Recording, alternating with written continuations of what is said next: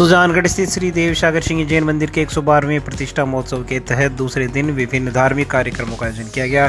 Trustee Sunil Singh ने बताया कि सुबह भगवान पार्श्वनाथ की इजाजत के तहत प्रक्षाल केसर चंद्र पूजा, शांति कलश, मंगल पूजा, आरती, मां पद्मावती की प्रक्षाल केसर चंदन पूजा, शांति कलश, मंगल पूजा, आरती आदि की बोलियां लगाई गई। दोपहर बाद भगवान पार्श्वनाथ की शोभा यात्रा परंपरागत लवाजमे के साथ सिंगी मंदिर से निकाली गई, जो कोठारी पास से अन्य क्षेत्रों से होकर निकली।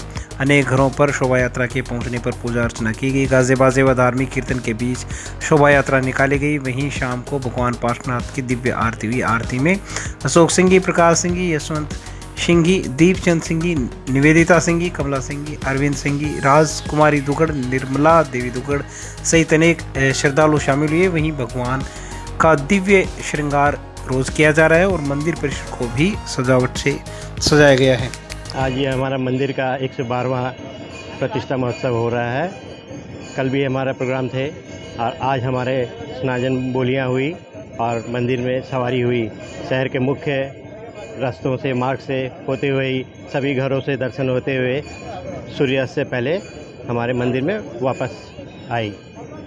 दूर दूर से लोग, हमारे परिवार के लोग, अन्य शहर से, अन्य राज्य से, पूरे भारतवर्ष से, कई बाहर से भी आए हैं। इस पूरे प्रोग्राम का आनंद लाभ लिए हैं और बहुत ही अच्छा और सुंदर व्यवस्थित ढंग से ये प्रोग्राम समापन हुआ। धन्यवाद। किस प्रकार का रुझान है वो लोगों में देख? बहुत ही उत्साहजनक, बहुत ही मनोरंजन और सभी ने पूरे जोश के साथ, भरपूर आनंद के साथ सब सम्मिलित हुए और खूब आनंद उठाया इस प्रोग्राम का। सुजानगढ़ जांगीड़ ब्राह्मण सेवा समिति द्वारा हर वर्ष की भांति भगवान विश्वकर्मा की जयंती धूमधाम से मनाई गई। प्रातः विश्वकर्मा मंदिर में हवन पूजन के उपरांत भगवान विश्वकर्मा की शोभा यात्रा एवं कलश यात्रा निकाली गई। गाजे बाजे के साथ निकली शोभा यात्रा गांधी चौक, मुख्य बाजार, घंटाघर स्टेशन रोड होते हुए विश्वकर्मा भवन पहुंची। सैकड़ों महिला, पुरुष और युवा इसमें शामिल हुए। भगवान विश्वकर्मा की मनोरम झांकी भी सजाई गई। विश्वकर्मा भवन में वार्षिक आम सभा का आयोजन किया गया। अध्यक्ष ओम प्रकाश सिलीवाल द्वारा आगंतुकों एवं मंचासीन अतिथियों का स्वागत किया गया। मंत्री श्याम जायलवाल द्वारा समिति का वार्षिक प्रतिवेदन प्रस्तुत किया गया, जिसका उपस्थित लोगों ने अनुमोदन किया। वहीं समाज की प्रतिभा doctor Aditya Bodaliya, doctor Muralidhar Athwasiya, doctor Pinki Bodaliya को सम्मानित किया गया। कार्यक्रम के मुख्य अतिथि नानूराम सिलक, विशिष्ट अतिथि रामाकिशन धामू, डूंगरमल गोपाल, जवाहर मल लामड़ीवाल, डॉक्टर नीलम दमीवाल, शारदा आर्य रहे। कार्यक्रम का संचालन राकेश धामू, ट्विंकल झिंटावा द्वारा किया गया।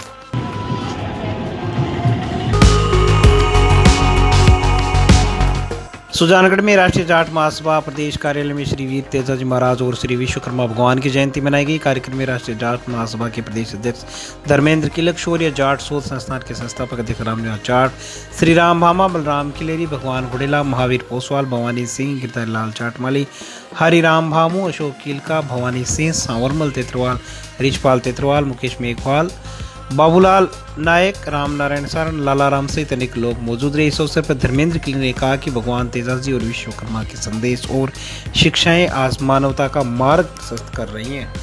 आज राष्ट्रीय जाट महासभा प्रदेश कार्यालय में विश्वकर्मा भगवान एवं लोक देवता श्री तेजाजी महाराज की जन्म जयंती का प्रोग्राम रखा गया। इस प्रोग्राम में सभी समाज के गणमान्य जनों ने भाग लिया और तेजाजी महाराज हमारे सबके लोक देवता है और लोक देवता 36 कौम के होते हैं और तेजाजी महाराज ने लाछा गुजरी की गायों के लिए अपने प्राण न्यौछावर कर दिए। तो ये एक संदेश भी है कि हर समाज की आगे बढ़कर सेवा करनी चाहिए और विश्वकर्मा भगवान भी हमारे देवता है। हम हर किसी मशीनरी का या कोई भी काम करते हैं तो पहले भगवान विश्वकर्मा जी को याद करते हैं। और तो भगवान विश्वकर्मा जी की आज जन्म जयंती है, तो सभी को मैं आज राष्ट्रीय जाट महासभा प्रदेश कार्यालय में प्रदेश अध्यक्ष के नाते सभी को दोनों के जन्म दिवस की हार्दिक बधाई, शुभकामनाएं देता हूं। जय तेजाजी महाराज की, जय विश्वकर्मा। राष्ट्रीय जाट महासभा कार्यालय में श्रीमान धर्मेंद्र जी किलका जी की अध्यक्षता के अंदर सुजानगढ़ और ग्रामीण क्षेत्रों में जितने भी प्रतिष्ठित व्यक्ति हैं उनके द्वारा वीर तेजाजी महाराज और विश्वकर्मा जी भगवान का जन्मदिन बड़े उत्साह से मनाया गया। मैं शौर्य जाट शोध संस्थान का संस्थापक होने के नाते तेजाजी महाराज के ऊपर शोध भी कर रहा हूँ। तेजाजी महाराज का जन्म विक्रम संवत 1076 को भादवा सुदी 14 को उनका गांव खरनाल में उनका जन्म हुआ था। उनकी माताजी का नाम राम कंवरी और पिताजी का नाम ताहड़ देव जी था। जैसे मेरे से पहले पूर्व वक्ताओं ने बताया कि उन्होंने अपने धर्म की रक्षा के लिए और गायों की रक्षा के लिए अपने जीवन का बलिदान दिया था। यही एक संदेश है आने वाली पीढ़ियों के लिए। सुजानगढ़ विधायक मनोज मेघवाल ने विधानसभा में राज्यपाल के अभिभाषण को लेकर सरकार पर निशाना साधते हुए कहा है कि सरकार के पास कोई ठोस रोड मैप नहीं है। उन्होंने कहा कि सुजानगढ़ जिले को निरस्त करके जिलों की भ्रूण हत्या इस सरकार ने की है। किस प्रकार के मुद्दे उठाते हुए विधायक मनोज मेघवाल ने प्रदेश की बीजेपी सरकार पर निशाना साधा, आप भी देखिए। अपनी बात रखने का आपने मौका दिया, परंतु मुझे बेहद निराशा हुई जब राज्यपाल महोदय से जिस तरह से एक सब कमेटी से मिथ्या तथ्यों के आधार पर तैयार कराकर कैबिनेट से पास कराकर महामहिम से यहां पढ़वाया गया।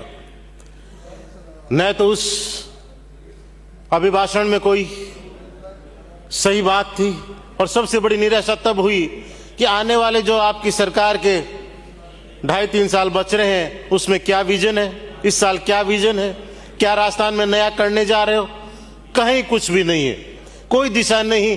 जबकि अभिभाषण का भाषण वो होता है कि जिसमें सरकार क्या करने जा रही है, क्या उसका विजन है, वो होना चाहिए। अनुसूचित जाति जनजाति के लिए इस अभिभाषण में कुछ भी नहीं कहा गया कि उनके लिए क्या योजनाएं आ रही हैं, कैसे उनके लिए नए द्वार खोले जा रहे हैं, कहीं कोई जिक्र नहीं। इस अभिभाषण में 168 बिंदु पर पंचायतों के बारे में बताया गया कि 94 पंचायत समितियां बना दी, 3500 नई ग्राम पंचायतें बना दी, जिससे कि छोटी इकाइयां होगी, ज्यादा विकास होगा। पर यह आप ही की सरकार थी जिसने जिलों को खत्म करने का काम किया। उनकी नवजात हत्या आप लोगों ने की, और साथ ही सुजानगढ़ सहित 3 जिलों की भ्रूण हत्या भी आप ही की सरकार ने की है। क्या तब वो छोटी इकाइयां नहीं हो रही थी? क्या तब नई छोटी प्रशासनिक इकाइयां गठित नहीं होगी? कहना अलग, करना अलग। कथनी और करनी में जो अंतर है वो साफ आप लोगों का दिख रहा है। किसानों की एक बात प्रदेश में आज कि किस तरह से किसान अभी यूरिया के लिए, डीएपी के लिए लाइनों में लगा है, किस तरह से वो परेशान हुआ है, ये पहले कभी नहीं हुआ जितना इस पिछले साल किसानों के साथ अन्याय हुआ है। सुबह से लेकर शाम तक यूरिया डीएपी के लिए लाइनों में खड़े रहे, पर उनको मिली नहीं। हालात ये है कि न यूरिया है, न डीएपी है, और न ही बिजली है किसानों की। बात कह रहे हैं कि हम 22 जिलों में अब 2 ब्लॉक में बिजली दी जा रही है, दिन में बिजली दी रही है। पर हालात यह है कि मेरे क्षेत्र की बात करूं तो जहां पहले जिन इलाकों में 2 ब्लॉक में बिजली मिलती थी, अब उनमें भी 3 ब्लॉक कर दिए। 1 ब्लॉक रात्रि में आ रहा है, और आप जान रहे हैं कि कितनी ठंड हो रही है इसमें, और इस ठंड में रात को पानी जो है वो उनको देना पड़ रहा है। ये हालात हैं बिजली की और पानी की हालात तो क्या है, कहना है क्या। इतने बुरे हालात कि सर्दी में पीने के पानी की जबरदस्त किल्लत हो रही है, तो गर्मी में क्या हालात होंगे अपन समझ सकते हैं। ट्यूबवेल फेल पड़े हैं, उन फेल ट्यूबवेलों को विरुद्ध नए कराए नहीं जा रहे। मंत्री जी ने एक बहुत अच्छी घोषणा की थी, हम सब लोगों ने स्वागत किया था कि फेल ट्यूबवेलों को हम पहले फेल नहीं करेंगे, पहले उनको दोबारा ड्रिल करने की कोशिश करेंगे, रीबोर करने की कोशिश करेंगे। सिर्फ सूख गया इसलिए फेल नहीं करेंगे, और वो योजना सिरे चढ़ी नहीं, उससे पहले उसको कर। हम मेरे कई बार एक्शन से बात हुई कि हमने प्रपोजल मांगे, भेजे, पर उनके लिए कोई भी आज तक उनके पास में नहीं आया उनका कि उनको रीबोर नए है नहीं, पुरानों को कराने दें। पानी की जबरदस्त समस्या। आपने योजना का पानी जो पहले 1 हफ्ते से आता, अब हालत यह होगी 10 से 15 दिन की सप्लाई पे पहुंच चुका है। अधिकारियों से बात करो तो वो कह रहे हैं कि बस थोड़ा सा काम बाकी है वहां, उसके बाद आपकी लाइन सेपरेट हो जाएगी और उसके बाद में पानी की सुचारू होगी। पर 2 साल हो गए, 1 किलोमीटर की लाइन है वो उनसे नहीं हो रहा। जेजेएम की टंकियां बनी पड़ी हैं, उनको जोड़ने के लिए पैसा नहीं है। डिवीजन आ गया, पैसा के लिए फाइल चूरू और जयपुर के घूमती जा रही है, टंकियां तैयार है, पर सिर्फ और सिर्फ पाइपलाइन नहीं, उसके कारण नहीं जोड़ी जा रही है। ये हालात हो रहे। तो बिजली, पानी, बुनियादी चीजें हैं, उनकी अगर ये हालत है तो आम आदमी की। बिंदु संख्या 22 में कहा है कि 185 महाविद्यालयों के भवनों का हमने लोकार्पण किया है। ये कौन से भवन है? ये वो भवन है जो पिछली सरकार में बने थे, तो और उनका अब लोकार्पण आप लोगों ने किया है। लेकिन साथ में ये बता दें कि आपने कितने भवनों को तैयार कराया, कितने आप लोगों ने कॉलेज खेले, कितने भवन बनाए, उनका कोई जिक्र नहीं है। आपने बात की है कि जेलों में मोबाइल उपयोग नहीं कर रहे होगा, पर हालात ये हैं कि इन्हीं जेलों से 2-2, 3-3 बार तो मुख्यमंत्री जी को धमकियां मिल गई। कब उनमें जैमर लगेंगे, कब होगा?